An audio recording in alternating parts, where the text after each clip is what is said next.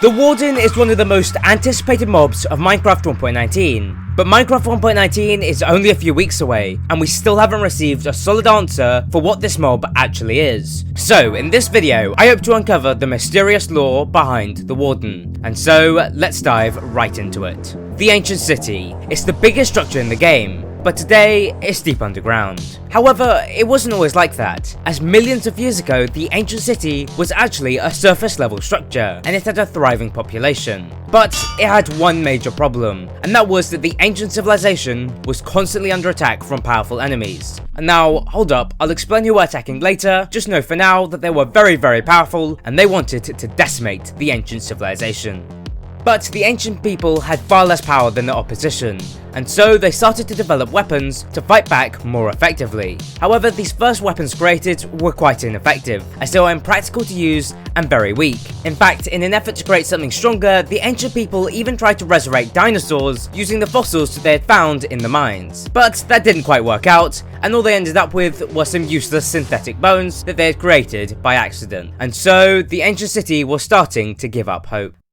However, that would all change when one day the ancient civilization discovered redstone. Redstone at that time was like magic to them, as it took their powers to a whole new dimension, literally. You see, with the redstone, the ancient civilization was able to start creating machines. While at first they may have only been able to make simple machines, such as the copper golem, and even though they weren't very useful in combat, they were vital in the ancient civilization's pursuit of knowledge on the redstone. And it was because of the copper golem that they were later able to use their newly acquired knowledge to create the iron golem. And this machine, unlike the copper golem, was actually really useful in combat. Also, it was loyal to the ancient people, and so they continued to develop their knowledge on redstone, and they started to create their third mechanical machine. This time, they used a mixture of both copper and iron, and so it was then that the ancient people were able to create the subscribe armor. They were able to create the first version of the Warden.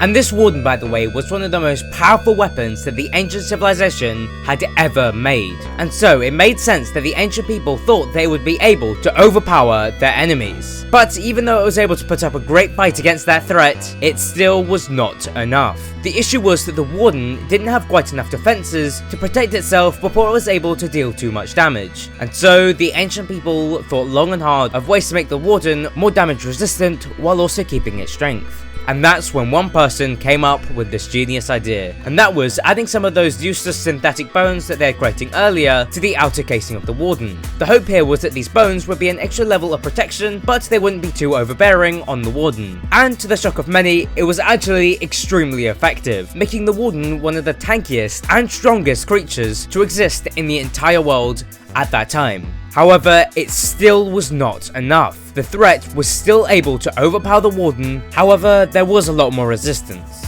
But luckily for the ancient civilization, these problems with the Warden would be fixed soon, as they were progressing their technology very quickly, which would allow them to make the Warden even stronger and more damage resistant. And after months of non-stop improvements, the Warden was starting to get closer and closer to having enough power to defeat their threat. And then, one day, a member of the ancient city came up with what seemed at the time to be an amazing idea that could possibly aid the Warden and turn the tides of this conflict. And that idea was to use their synthetic bones, which had been so effective at creating a more fortified Warden, to create the first reinforced stones. And these stones were actually really useful, as they were almost unbreakable, and so they could be used to create inescapable traps, or even they could be put on the back of the Warden for even more defenses. But there was a slight issue with these reinforced blocks, and that is that the ancient civilization's fossil supply was starting to run low, and so they were only able to create 56 of these reinforced blocks, and as such, they were unable to make any meaningful traps.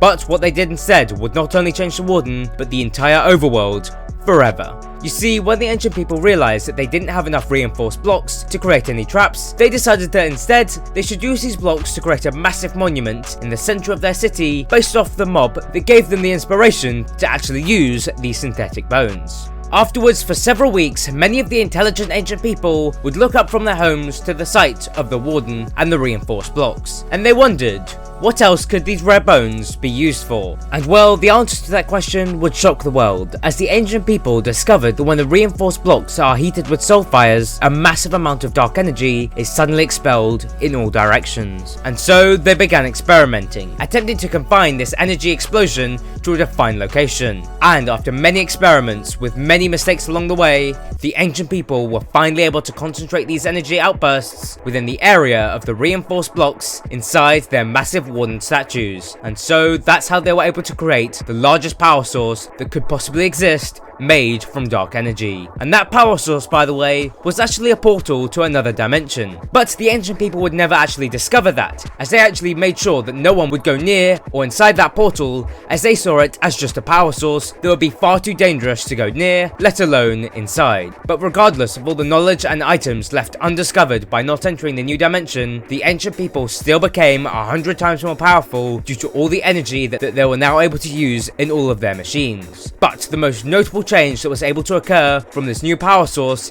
came to the Warden. For starters, this new power source gave the Warden another massive power boost in both physical strength as well as extra health. And it also gave the Warden a brand new ability known as the Super Boom. The Super Boom was an attack where the Warden would let out a massive amount of energy in concentrated blasts, dealing a lot of damage. However, there was a downside to all this, and that is that the Warden's chest had to be exposed in order to activate this power inside of him, which left it with a weak spot. But regardless of that, the Warden was now the most powerful creature in all of existence. And so it was then that the Warden was finally powerful enough to scare the threat away from attacking again and forcing them into hiding. And so the threat was over. Everyone was happy, right? Well, no. Even though there was no longer an external threat to the ancient city, there was now an internal one, as one subsection of the ancient civilization wanted to dominate the rest. And that subsection was a group of rogue evokers, and their plan of taking over the rest of the civilization was quite a simple one. And it was to take their most valuable defense, the Warden, and turn it against them. They were going to be able to do this by using their dark magic to summon lost souls that they could control, and they would then force these souls into the Warden's power source. The plan relied on the fact that if the souls could get in, they could take control of the Warden's mind. And if the evokers were able to control the souls that were controlling the Warden, well then they would actually gain the ability to control the Warden. However, when they actually tried to execute on that plan, it didn't quite go how they expected it to go. And that is because as soon as the souls entered the Warden's power source, something went wrong. The souls and the power source weren't compatible with each other inside the Warden, and so one of the two had to be removed. And unfortunately for everyone, the souls won this battle, which caused the power source to violently be expelled from the Warden. But this explosion of dark energy that was exerted from the Warden was unlike anything before, as there were souls that got tangled up in the energy as well. And so this caused the virus block of Sculk to be formed. The first thing that the Sculk did was that it attached itself to the Warden, forcefully putting it in a state of interdependence with the Sculk in order for it to survive. But not just that, the Sculk removed the Warden's ability to see and replaced it with the ability to locate souls, as souls is what the Sculk needed to survive. And so the Warden, under the commandments of the Sculk, began killing off all the ancient people, collecting their souls in the Sculk blocks, which spread across the entire city. But as devastating as this is to the ancient civilization, maybe they actually deserve this. Watch this video to find out why that may be the case.